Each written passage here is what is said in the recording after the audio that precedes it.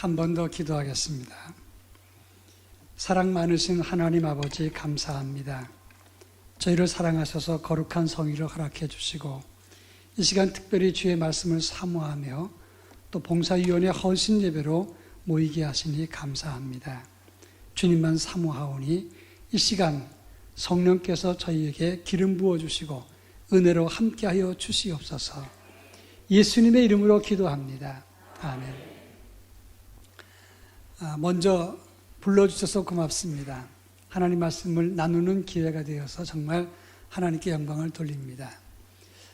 저는 지금부터 약 6년 전에 2013년 8월 24일 그날이 금요일이었어요. 금요일날 저녁 때 11시 반쯤 지났나요? 그때 갑자기 머리가 두통이 심하게 아팠습니다.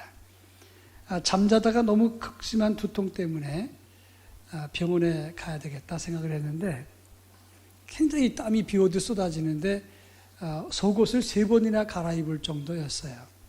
화장실을 자주 가게 되고 그래서 제 아내가 간호사 출신이니까 여보 내가 좀 이상해요. 그랬더니 증세를 들어보더니 빨리 병원에 갑시다. 근데 저나 제 아내나 남한테 신세 지는 걸 별로 좋아하지 않아서 그럴 때는 앰뷸런스를 타고 가야 되는데 택시를 불러서 타고 갔어요.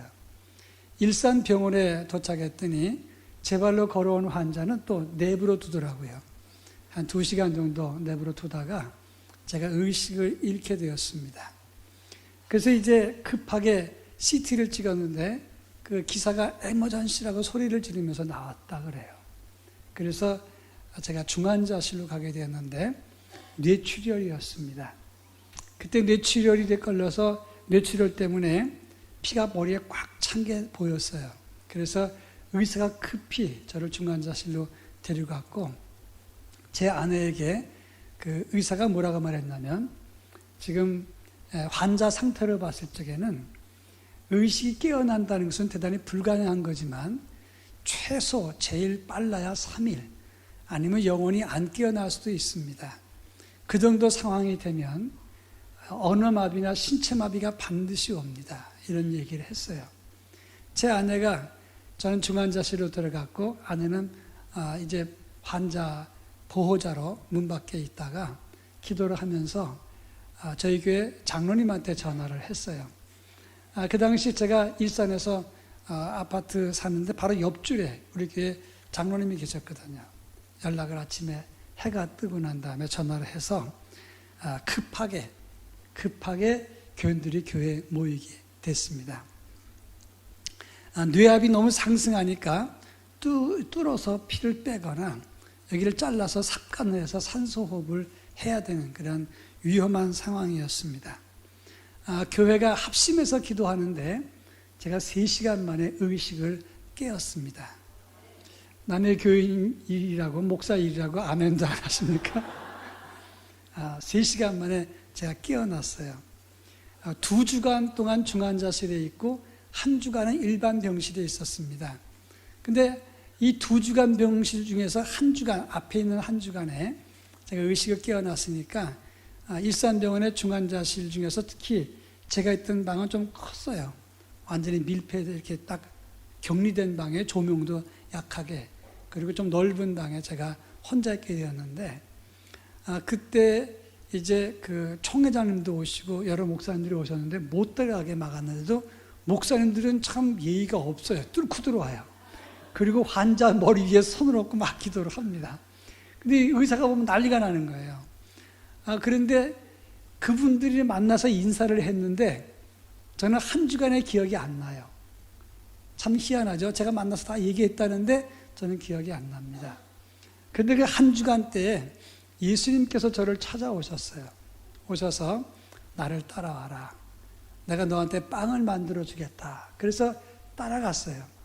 근데 갈릴리 어느 오두막집에 가서 까만 집에 창문이 하나 높이 있고 거기서 빛이 이렇게 비추는데 예수님께서 벽에 선반 하나 있고 거기다가 밀가루 반죽을 해서 빵을 만들어 주신다는 겁니다.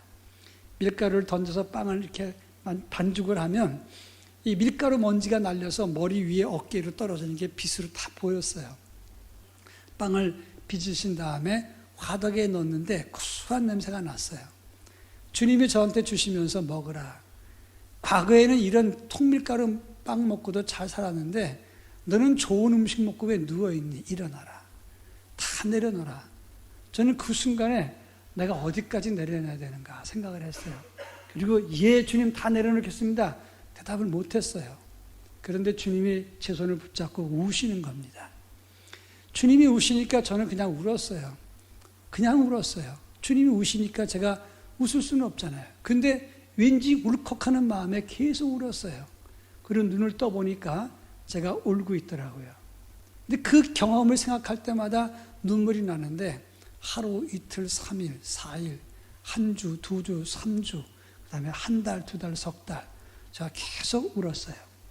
여러분, 저 보실 때 깐깐하게 보여요? 눈물이 많게 보여요? 깐깐하게 보이죠? 저는 눈물이 별로 없는 사람입니다. 중학교 2학년 때 양친을 다 잃었어요.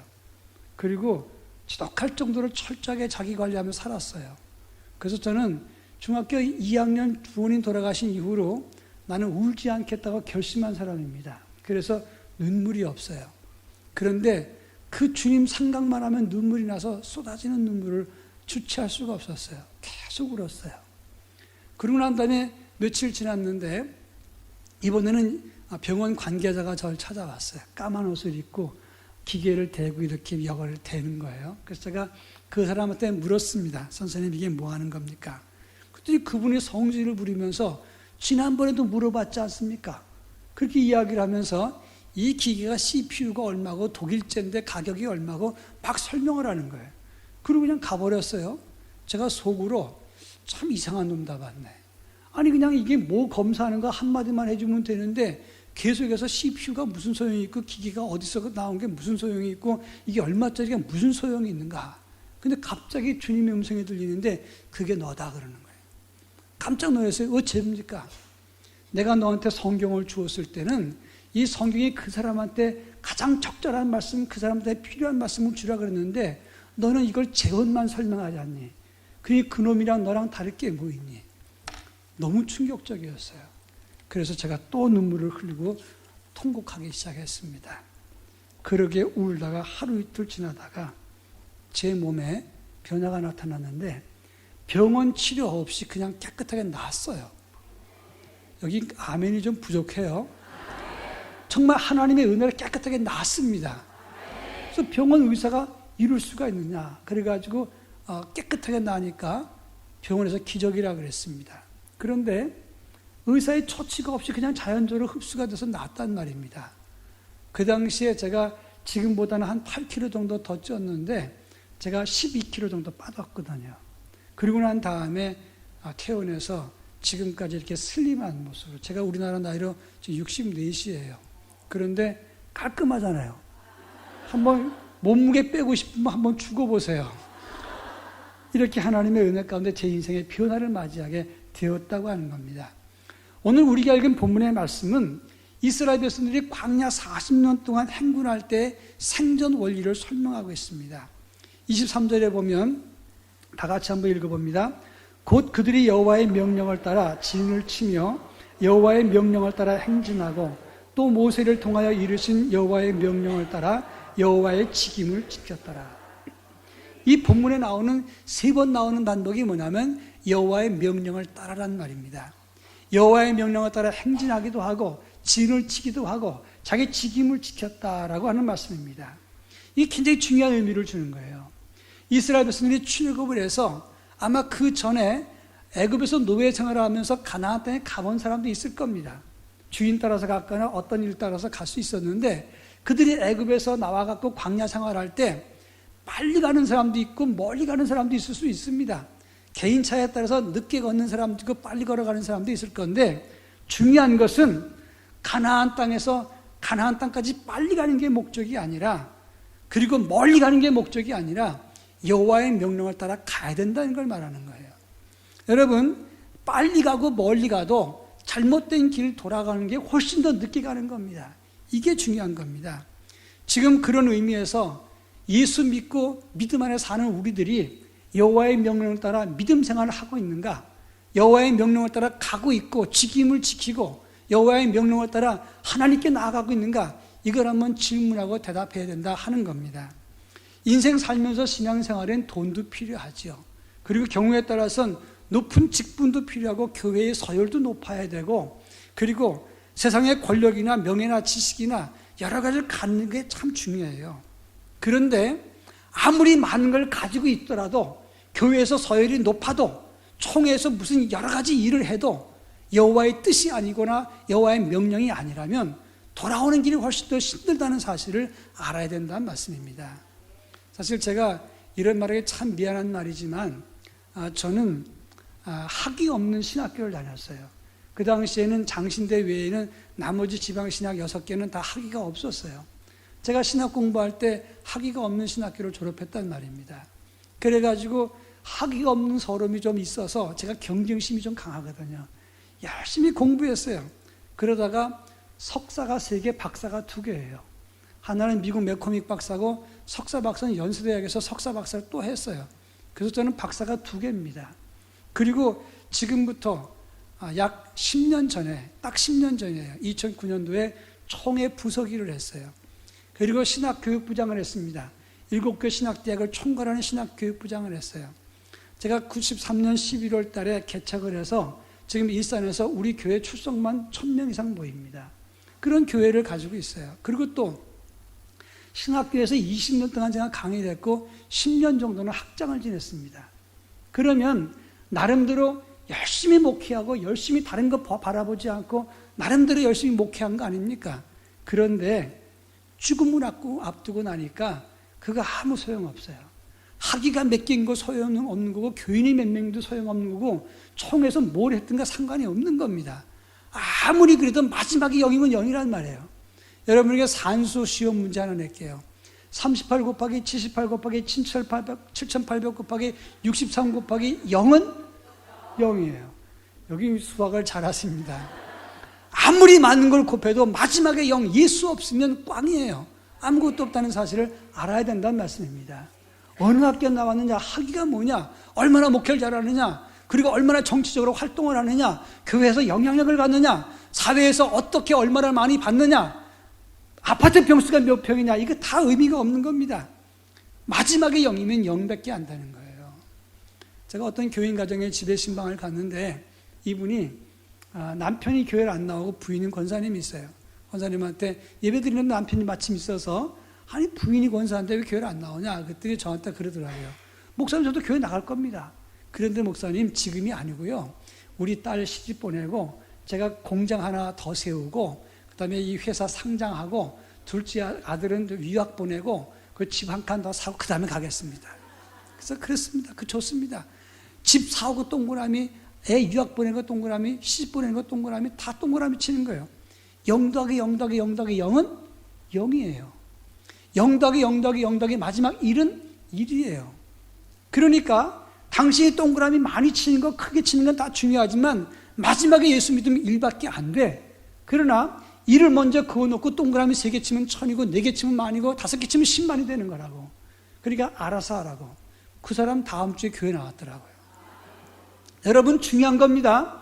여러분들이 지금 열심히 살아서 집을 사는 것도 중요하고 차를 사는 것도 중요하고 그 다음에 학력을 얻는 것도 중요하고 그리고 사회적인 신분을 얻는 것도 중요하고 공부를 많이 하는 것도 중요하고 자식들 잘 되는 것도 중요하다 이 말씀입니다. 자식을 위해서 성적표도 위조를 할 수도 있는 거고 상장을 유지할 수도 있어요. 그런데 문제는 동그라미를 아무리 많이 쳐도 예수 없는 것은 다 0이라 이 말씀이에요. 그러니까 아무리 멀리 가고 빨리 가서도 여호와의 명령을 따라가지 않은 길은 다 0밖에 안 된다 이 말씀입니다. 그래서 여호와의 명령을 따라 진을 치기도 하고 행진하기도 하고 직임을 지키는 것이 그렇게 중요하다 이 말씀입니다. 자, 그러면 이스라엘 백성들이 여호와의 명령을 따라가야 될 일이 무슨 일이었느냐 이 말이에요. 오늘 봉사위원회 헌신 예배 아니겠습니까? 이스라엘 백성들이 출애굽을 했을 때 바로 출애굽해서 광야 행진한 게 아니었어요. 민수기를 자세히 읽어보면 출애굽 2년 2월 1일에 라고 첫 장에 되어 있어요. 민수기 1장 1절에 되어 있습니다. 이 말은 출애굽을 해서 시내 광야에서 1년 1개월 동안 머물러 있으면서 성막을 준비했고 그들이 간단한 하나님 말씀을 공부했어요. 그러니까 그 말씀을 공부한 다음에 1년 1개월 지난 다음에 성막이 완성된 다음에 그 다음에 각 지파별로 인구조사를 하고 출발하게 되는 거예요. 그럴 때 그냥 가는 게 아니라 60만, 남자만 장정만 60만이 쫙 나오는 게 아니라 나름대로 조직을 했단 말이에요. 어떻게 조직했느냐? 하나님의 성막에 구름이 임하면, 하나님의 구름이 성막에 임하고 법궤 위에 임하면 그들은 진을 치게 돼 있었어요. 그럴 때 동쪽의 세 지파, 남쪽의 세 지파, 서쪽의 세 지파, 북쪽의 세 지파가 진을 치고 행진하게 될 때는 하나님의 성막에 구름이 뜨게 되면 제일 먼저 법궤가 앞에 가고 동쪽의 세 지파가 호위하는 겁니다. 그때 그냥 가는 게 아니라 성막 안에 있던 기명들 이런 것을 다 싸가지고 어깨다 메고 가는 거예요. 법궤를. 그것을 뒤에서 호위하고 가는 거고, 제일 먼저 그 앞에는 모세와 아론, 제사장이 먼저 가고 모세와 아론, 그 다음에 법궤를 맨 제사장들이 가는 거고, 그 뒤에 성전에 있는 기명들을 싸갖고 동쪽의 세 지파가 호위하고 가는 거예요. 그 다음에 두 번째는 뭐냐? 성막 안에 있었던 이 끈이라든지 휘장이라든지 그 다음에 이 천 같은 거, 이걸 싸가지고 소술에다 싣고 그걸 갈 때, 그 다음에 거기에는 누가 따라가냐면 남쪽의 세 지파가 따라가는 거예요. 그 다음에 세 번째는 뭐냐면 천막에서 있었던 기둥이나 폴대, 널판 이런 무거운 것들을 소술에 싣고 가고 서쪽의 세 지파가 호위하고 가고, 그 다음에 마지막 북쪽의 세 지파는 그냥 가는 거예요. 이건 뭐 하는 사람들이냐? 호위하는 게 없어요. 이건 노약자들을 데리고 가는 거였단 말입니다. 그러니까 이스라엘 백성들이 그냥 쫙 간 게 아니었어요. 각 지파별로 동쪽엔 누구냐? 유다와 이사갈, 스불론, 남쪽엔 르벤, 시므온, 갓, 서쪽엔 에브라임, 므낫세, 그리고 베냐민, 북쪽엔 단, 아셀, 납달리, 다 자기 위치가 있었단 말입니다. 그러니까 이걸 이스라엘 계선 조직이라 그래요. 이게 무슨 말이냐면 각 족속별로 이렇게 피라밋 계선 조직을 통해서 다 자기 위치가 있었다는 겁니다. 그러니까 한 사람이라도 이곳 갔다가 저곳 갔다가 왔다 갔다 가면 행진할 수가 없는 거예요. 여러분 자식이 6 있는데 그 중에 한 놈이 없어졌어요. 그럼 5놈 있으니까 됐다 그러고 가자 그래요? 아니 한 10명쯤 있다고 칩시다. 한 놈이 없어져. 9놈 있으니까 가자 그래요? 한 놈 버리고 갈 수 있습니까? 못 간단 말이죠. 이스라엘은 지파별 혈족별로 가기 때문에 한 사람도 없으면 못 가는 거예요. 그러니까 이곳저곳 간섭하면서 그 자리에 없으면 행진할 때 행군이 되겠어요? 안 되겠어요? 안 되는 거란 말이에요. 그러니까 봉사위원회 헌신예배 드리면서 우리가 기억해야 될 여호와의 명령이 뭐냐? 우리는 주를 위해서 다 기관이 다 있어요. 체계가 다 있고, 그런데 어떤 사람이 무불간섭, 여기 간섭, 저기 간섭 다 간섭하고 다니면 교회 꼴이 안 되는 거예요. 행진할 수가 없게 된다는 겁니다. 자기 위치에서 자기 자리를 지키면 되는 거고, 여호와의 명령을 따라서 움직이면 되는 거예요. 그때 어떻게 했습니까? 그 60만, 장정까지 합하면 200만이 그냥 움직였어요? 육성으로 됐겠습니까? 안 되겠습니까? 안 되는 거예요. 그럴 때 어떻게 했느냐? 민수기 10장에 보면 은나팔 2를 만들어서 나팔을 연하여 불면 어떻게, 끊어서 불면 어떻게, 다 신호 규정이 있었어요. 민수기 2장에 보면 깃발을 들고 신호 사인을 했단 말입니다. 그러니까 하나님 말씀에 따라서, 하나님의 명령 따라서 멈춰라, 가라, 회의 소집, 전쟁 이런 사인을 주면 자기 위치에서 자기 몫을 다 하면 됐다 이 말입니다. 그런데 문제는 뭐냐면 좀 열심히 있는 사람들이, 주의 일을 한다는 사람들이, 소위 영빨이 있고 기도 좀 한다는 사람들은 이것저것 다 간섭을 해. 이게 문제가 되는 거예요. 제가 부목사 때 어떤 집사님이 한 분 계셨어요. 이분은 수요일날 제가 꼭 설교를 하면 전화를 해요. 저한테 밤에 한 10시 반쯤에 전화해서 목사님 저 들으라고 설교하셨죠? 이래요. 그래서 제가 아닙니다 막 설명하면, 그리고 1시간 반이나 2시간 정도 얘기를 해요. 제가 졸면, 그 다음에 새벽 기도 때문에 졸잖아요. 그러면 지금 졸아요? 그러면 아니요 라고 대답했어요. 주일날 다른 분이 와서 헌신예배 하면 또 전화를 저한테 하는 거예요. 왜 외부 강사까지 데려다가 와서 나를 깹니까? 날 치십니까? 아니 자기를 깨긴 누가 깨요.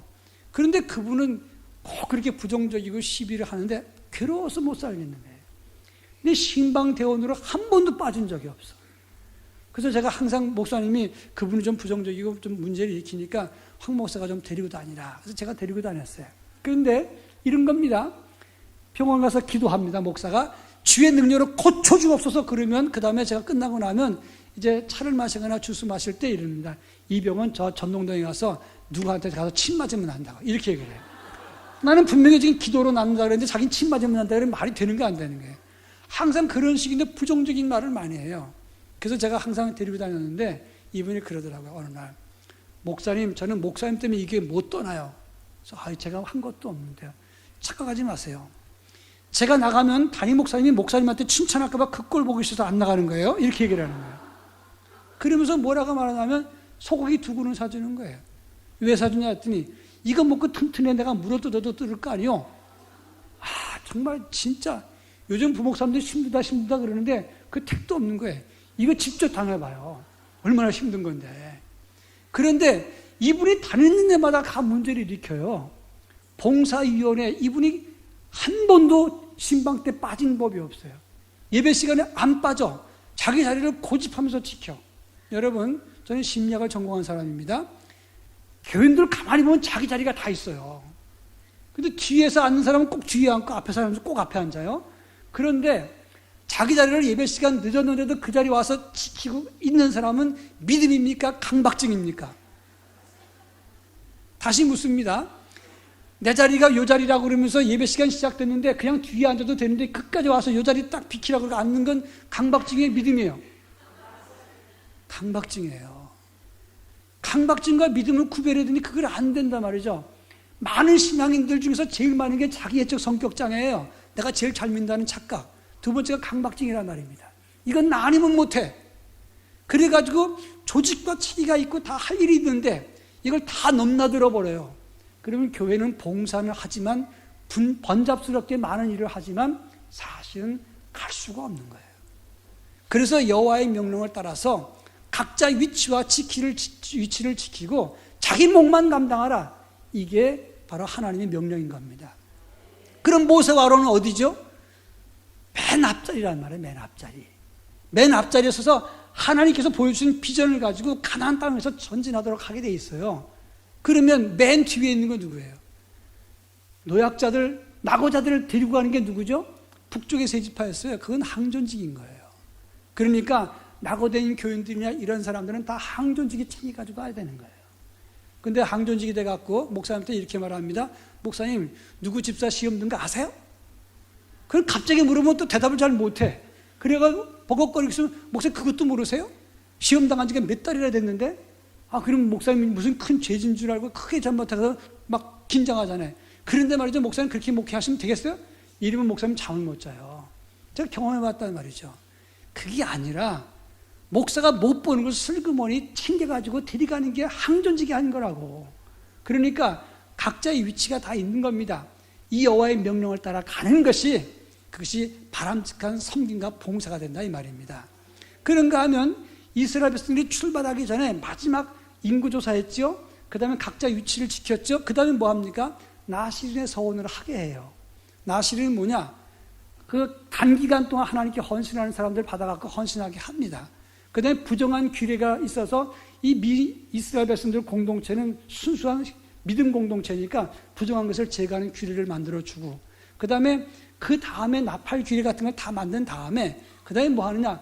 마지막으로 각 족장들이 하나님께 헌물을 드리고 제사를 지고 출발했단 말이에요. 그게 이제 6월절 지내고 난 다음에 그 다음에 출발하기 전에 족장들 대표들이 제물을 드려서 제사하고 그 다음에 출발했다는 거예요. 이건 뭘 말하는 것이냐? 출발 전에 나를 죽이는 훈련을 받았다 이 말이에요. 그러니까 우리가 헌신예배, 봉사위원회 헌신예배 드릴 때 이렇게 헌신 찬송 부르는 거 다 좋지만 우리 모두가 주의 일 하기 전에는 다 뭐 해야 된다? 나를 죽이는 훈련을 해야 된다 이 말이에요. 너희는 먼저 그의 나라와 그의 의를 구하라. 그리하면 이 모든 것을 너희에게 더하신다 그랬어요. 그런데 그의 나라와 의가 아니라 자기 의와 자기 나라를 구하면서 나대니까 교회가 안 되는 거란 말이에요. 이게 큰 문제가 된다는 겁니다. 나를 죽여야 되는 거예요. 여러분, 신앙의 원리를 제가 하나 설명할게요.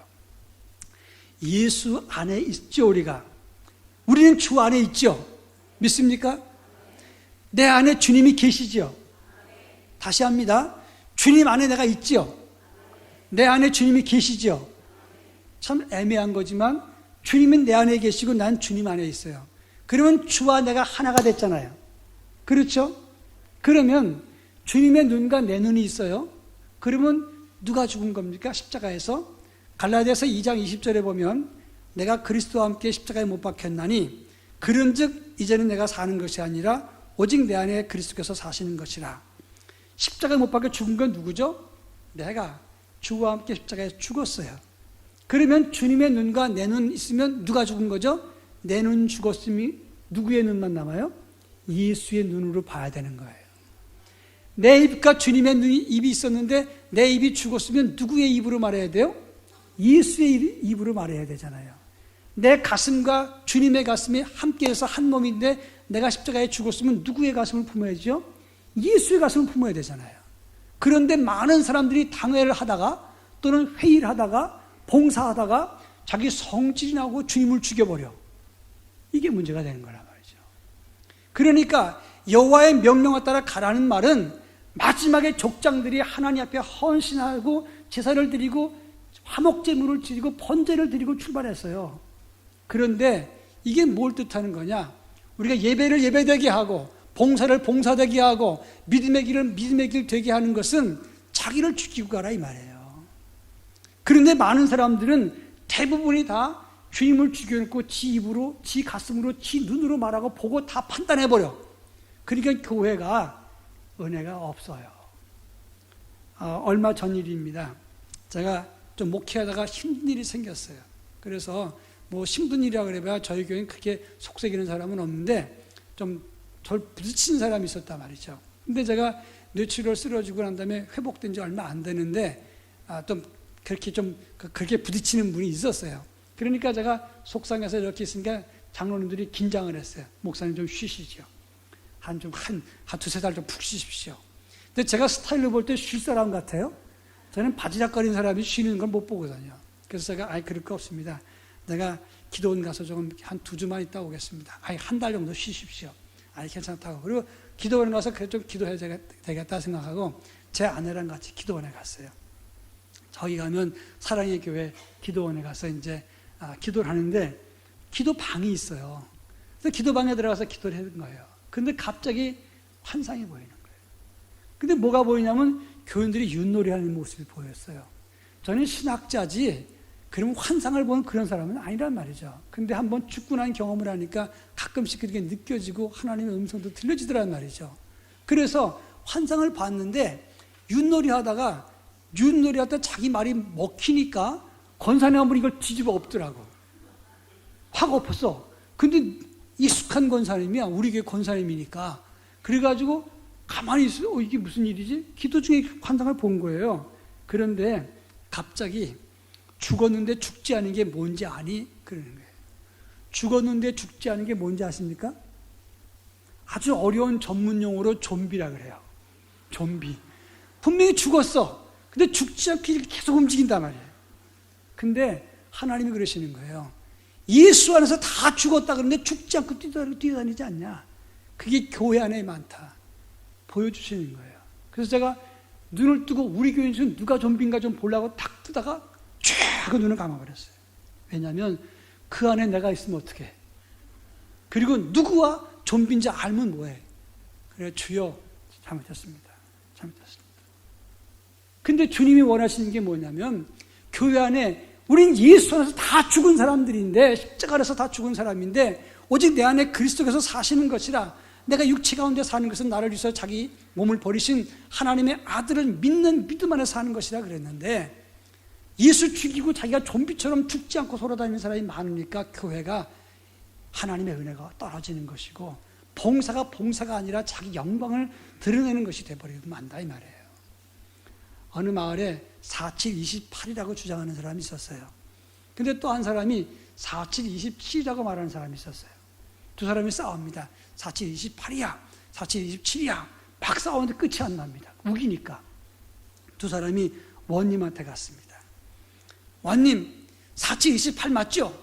4727 맞죠? 막 그러니까 원님이 듣다가 한심하잖아요. 그러니까 저 4728을 매를 때려라. 매를 맞았어요.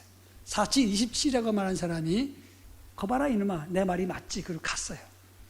4727이 맞아요? 28이 맞아요? 이쯤 되면 이제 헷갈려요. 어느 게 맞는지. 4728이 매를 맞고 난 다음에 볼기를 맞고 난 다음에 원님한테 따집니다. 원님, 4728이 맞지 어떻게 4727은 용서해주고 저를 때리십니까? 그랬더니 원님이 이런 말을 합니다. 네가 상대할 놈을 상대해야지. 그것을 너한테 깨닫게 해주기 위해서 내가 너를 매를 친다 그랬어요. 이 교회 말고 교회 안에 4727이라고 우기는 사람들이 한둘이 아니야. 여기 말고요. 딴 데 말해. 일산 말해. 그냥 우겨대는데 4727이라고 우기면 어떻게 할 수가 없어. 그런데요. 그래서 사람들이 교회는 합리적이라고 보질 않아요. 교회는 4727이라고 우겨대니까. 그런데 상식적인 사람이 교회 와서 보면 4727들이 많은데 어떻게 교회에 들어오겠냐 말이에요. 오래전에 제가 기독교 방송에서 들었어요. 어떤 아주머니가 겨울에 밤을 자는데 갑자기 추운 거예요. 나가보니까 연탄재가 없어졌어. 불 붙은 연탄이 없어진 거예요. 이상하다, 내가 분명히 연탄을 넣었는데. 그리고 그 다음날 또 자니까 또 추워, 새벽에. 나가보니까 연탄이 누가 빼갔어요.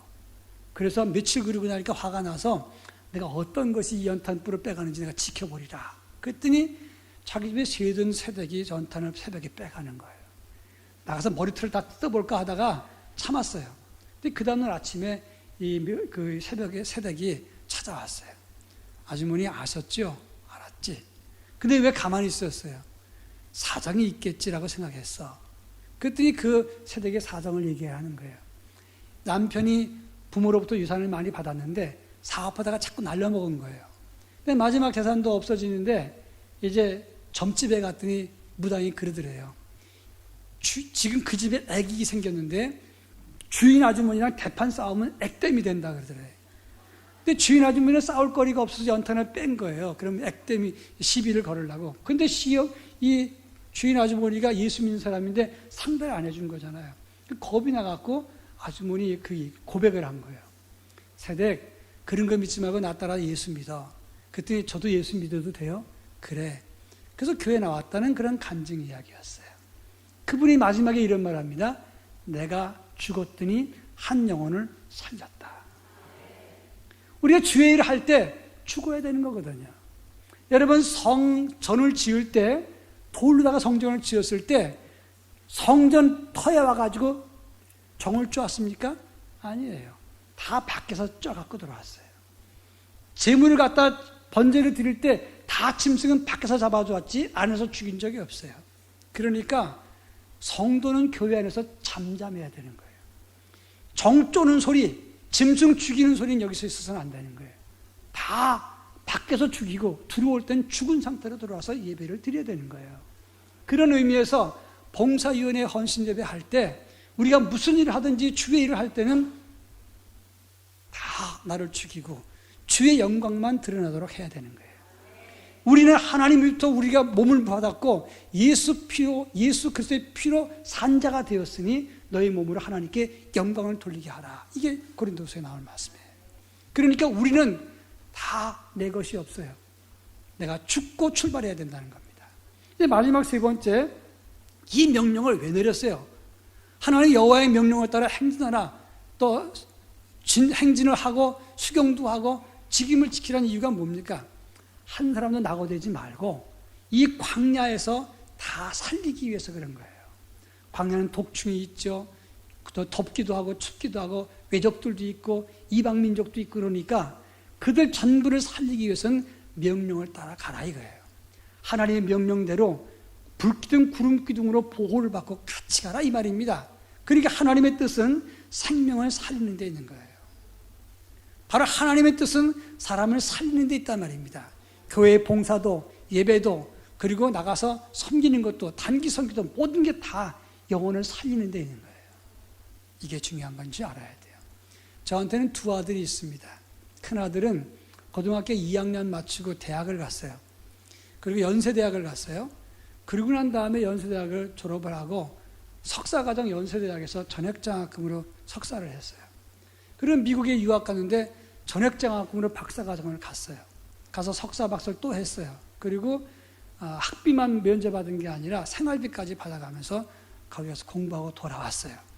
그리고 이 아이는 공대를 나왔기 때문에 요 근처 삼성 반도체에서 지금 근무를 하고 있습니다.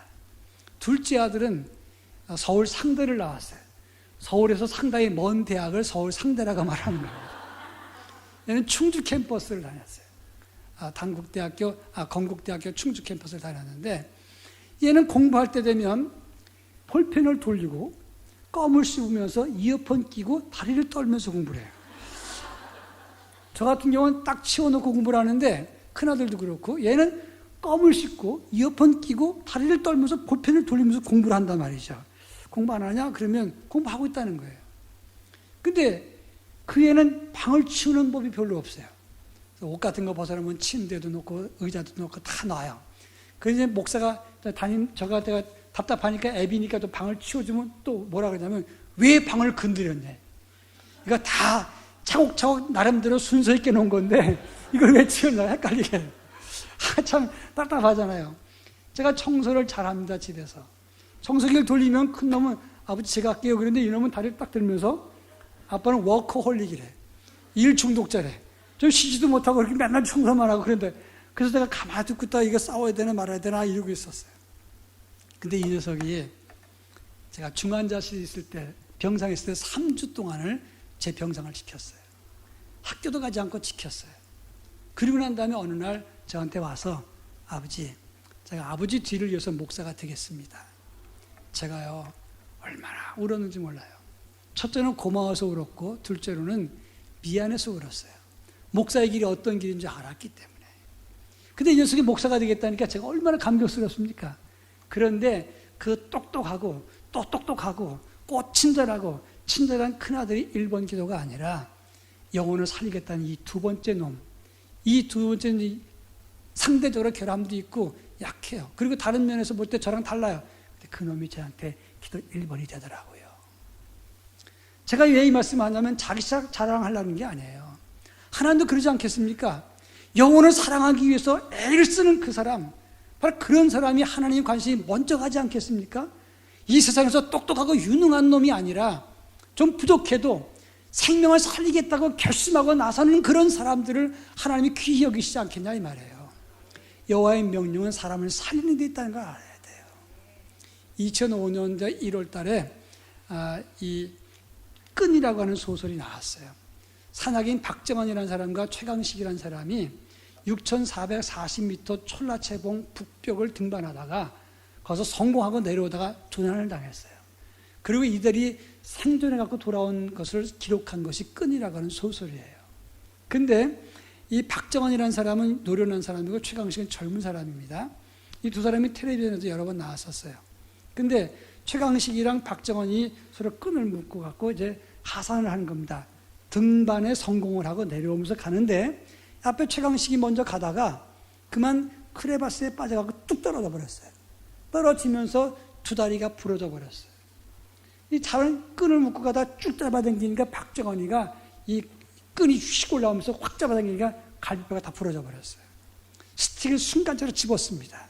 이 스틱에 의지해서 한 사람은 이 크레바스에 매달려 있고 한 사람은 이 뼈가 부러진 상태예요. 가슴뼈가. 안경이 날아갔어요. 0.3 시력이니까 아무것도 안 보여요. 눈보라는 치고 굉장히 추웠어요. 그리고 거기서 생존을 하게 됩니다. 죽음의 사투를 벌입니다.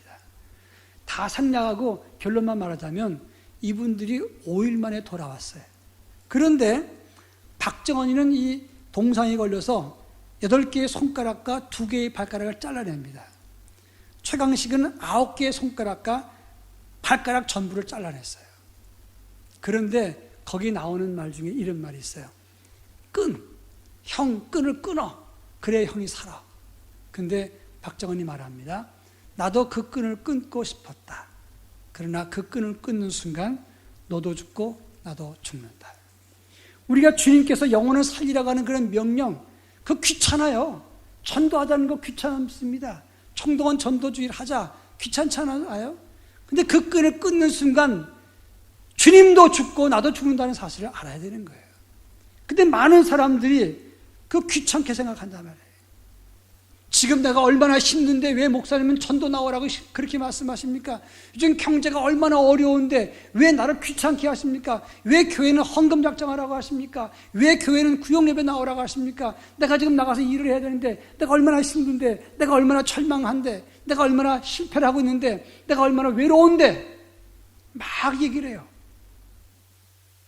그래서 끈을 끊고 싶어요. 교회도 안 나오고 싶고, 하나님 도대체 뭐 하십니까? 환경이 절망스럽고 내가 힘든데 왜 나를 보지 않습니까? 자기 스스로 불쌍하게 보면서 스스로 나 불쌍해 외우고 있어요. 암시라고 있단 말이죠. 나 힘들게 하는 사람을 묵상합니다. 주님을 묵상해야 되는데 그 왼수 같은 놈을 계속 미워하면서 묵상하고 있단 말이죠.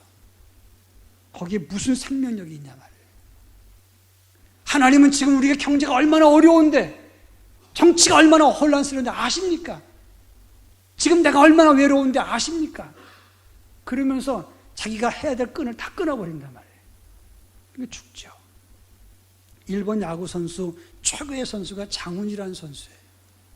1940년생입니다. 1959년 일본 도에이 프라이어스에 입당을 합니다. 3,000안타를 기록해서 명예의 전당에 올라가요. 근데 일본 사람들이, 이게 미국 이런 데 컴플렉스가 있어서 이 사람들도 야구를 시작한 거예요. 일본도. 이 선진국에 대한 컴플렉스가 대단히 심하거든요. 패전국인데도 미국 따라가잖아요. 일본도 야구가 흥합니다. 명예의 전당에서 이 장훈 선수는 3,085개의 기록을 세우고 은퇴를 하게 됩니다. 3,000안타를 치고 명예의 전당에 들어갔어요. 그때 일본 사람들이 일본 명예의 전당에 조센진이 들어가면 되겠냐, 귀하라, 끝까지 안 했습니다. 그러니까 계속해서 연일연야 조센진, 빠가로 이 말을 했어요. 계속해서 괴롭혔습니다. 그럴 때 장훈 선수가 나는 한국인이다, 끝까지 말합니다. 그리고 타석에 서서 사람들이 조센진 빠가로 그럴 때 자 타석을 바라보면서 창타를 해서 홈런을 쳐버렸어요. 시원하게 날려버렸어요. 끝. 아무리 힘들어도, 아무리 고통스럽고 외로워도 우린 자랑스러운 하나님의 자녀입니다. 이걸 잊어버리면 안 돼요. 그 끈을 끊어버리면 안 된다는 겁니다. 끊을 것이 있고 안 끊을 것이 있어요. 내가 하나님의 자녀인 것, 생명을 살리는 것, 그리고 내게 주신 사명, 절대 끊어서는 안 될 일이다, 이 말입니다. 우리가 여호와의 명령을 따라 살면 죽어도 살고, 그리고 병들어도 하나님이 도와주시고, 실패해서 일어서게 되고, 외로워도 하나님의 친구 되십니다. 아니, 아무것도 안 줘도 좋아. 영원한 천국에서 하나님이 나를 기억하신다는 말씀이에요. 한마디만 하고 말씀 맺을까 합니다. 제가 쓰러지고 난 다음에 집에 돌아왔어요. 그냥 교회 가서 막 있고 싶었어요. 그런데 여기서 이만큼 걸어갈 수가 없어요. 숨이 차서. 근데 3주 동안 있었는데 10몇 킬로가 빠지니까 더 힘들잖아요. 그리고 이제 그런 상태에서 제가 집에서 일어났어요. 내가 일어나야 되겠다. 걸었어요. 집안을 도는 겁니다. 근데 몇 바퀴 도는지 모르니까 발을 정자를 써가면서 집을 돌았어요. 끝으로만 막 돌았어요. 몇백 바퀴를 돌았겠죠. 나갔어요. 나가서 이렇게 걸었어요. 저는 너무 바빴어요. 학교에서 교수로 했죠. 총회에서 임원을 했죠. 교회에서 목회하죠. 너무 바쁘니까 기도를 많이 못했는데 하나님이 걷게 하시니까 걸으면서 뭐 하겠어요? 걸으면서 기도 시작했어요. 처음에 30분, 처음에 10분, 20분 걷다가 나중에 1시간, 2시간, 3시간 반까지 걸으면서 기도를 했어요.